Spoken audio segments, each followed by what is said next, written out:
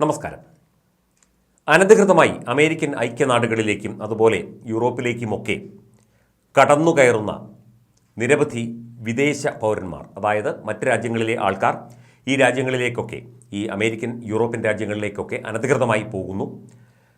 അവിടെ അവർക്ക് ഒരുപാട് നിയമപ്രശ്നങ്ങൾ നേരിടേണ്ടി വരുന്നു. ഇതൊക്കെ നമ്മൾ നിരവധി വാർത്തകളിൽ കണ്ടിട്ടുള്ളതാണ്.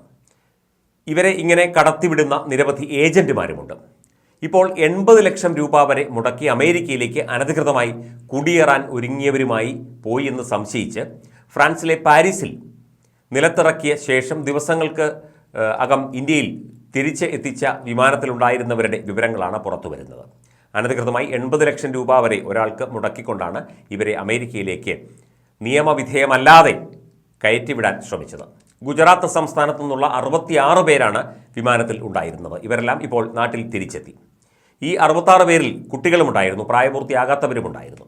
അഹമ്മദാബാദ്, ഗാന്ധിനഗർ ജില്ലകളിൽ നിന്നുള്ളവരാണ് ഭൂരിഭാഗം പേരും. ഇതിൽ 55 പേരെയും ചോദ്യം ചെയ്ത് മൊഴി രേഖപ്പെടുത്തി.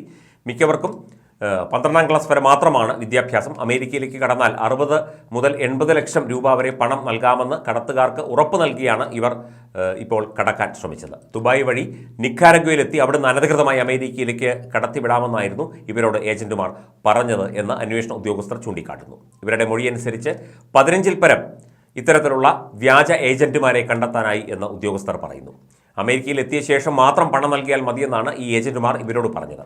നിക്കാരഗ്വയിൽ നിന്ന് അമേരിക്കൻ അതിർത്തി വരെ ഇവിടെ ഏജന്റുമാർ എത്തിക്കും, അതിർത്തി കടക്കാൻ സഹായിക്കും. ആളുകളുടെ യാത്രയ്ക്ക് ആവശ്യമായ ടിക്കറ്റും അടിയന്തര സാഹചര്യത്തിൽ ഉപയോഗിക്കേണ്ടി വന്നാൽ പണവും, ഏതാണ്ട് 3000 അമേരിക്കൻ ഡോളർ വരെയുള്ള തുകയും ഇവർ യാത്രക്കാർക്ക് കൈമാറിയിരുന്നു. ഗുജറാത്ത് സംസ്ഥാനത്ത് നിന്നുള്ളവരുമായി നിക്കാരഗ്വയിലേക്ക് പോയ എയർബസ് A340 വിമാനമാണ് മനുഷ്യക്കടത്ത് സംശയിച്ച് ഡിസംബർ 21 മുതൽ 4 ദിവസം ഫ്രാൻസിൽ പിടിച്ചിട്ടത്. വിമാനത്തിലുള്ള 303 യാത്രക്കാരിൽ 260 പേരും ഇന്ത്യക്കാരായിരുന്നു. അതിൽ 66 പേരാണ് ഇത്തരത്തിൽ കടക്കാൻ ശ്രമിച്ചത് എന്ന് റിപ്പോർട്ടുകൾ സൂചിപ്പിക്കുന്നു. ഡിസംബർ 26 പുലർച്ചെ വിമാനം മുംബൈയിലെത്തിച്ചു. ഗുജറാത്തിൽ നിന്നുള്ള ഈ 66 പേരും അതുപോലെ അഹമ്മദാബാദ്, ഡൽഹി എന്നിവിടങ്ങളിലായി ഡിസംബർ 10-നും 20-നും ഇടയിലായിരുന്നു ദുബായിൽ എത്തിയത്. ഡിസംബർ 21-ന് ഫുജേറ രാജ്യാന്തര വിമാനത്താവളത്തിൽ നിന്ന് നിക്കാരഗ്വ വഴി പുറപ്പെടുന്ന ചാർട്ടേഡ് വിമാനത്തിൽ ഇവർ കയറി. റൊമാനിയൻ കമ്പനിയായ ലെജൻഡ് എയർലൈൻസിൻ്റെതാണ് ഈ വിമാനം. ദുബായിൽ നിന്ന് പറന്നുയർന്ന വിമാനം സാങ്കേതിക കാരണങ്ങളാൽ ഫ്രാൻസിലെ പാരീസ് വത്രി വിമാനത്താവളത്തിൽ ഇറക്കുകയായിരുന്നു. അവിടെ വെച്ച് ഫ്രഞ്ച് പോലീസ് ഇടപെട്ടാണ് ഇത്തരത്തിൽ അനധികൃതമായി അമേരിക്കയിലേക്ക് കടക്കാൻ ശ്രമിച്ച 80 ലക്ഷം രൂപ വരെ കൊടുത്ത് കടക്കാൻ ശ്രമിച്ച ആളുകളെ തിരിച്ചറിഞ്ഞത്.